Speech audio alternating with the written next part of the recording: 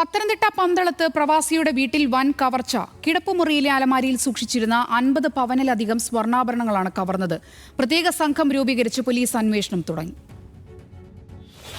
കൈപ്പുഴയിൽ പ്രവാസിയായ ബിജുനാഥിന്റെ വീട്ടിലായിരുന്നു കവർച്ച. ബിജുവും കുടുംബവും വിദേശത്താണ് താമസം.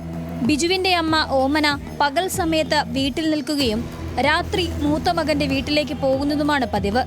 അതുകൊണ്ട് തന്നെ മോഷണം നടക്കുമ്പോൾ വീട്ടിൽ ആരും ഉണ്ടായിരുന്നില്ല.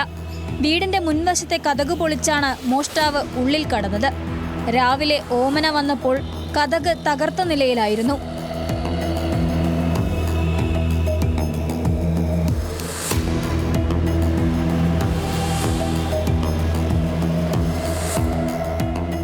തുടർന്ന് നടത്തിയ പരിശോധനയിലാണ് കവർച്ച നടന്ന വിവരമറിയുന്നത്.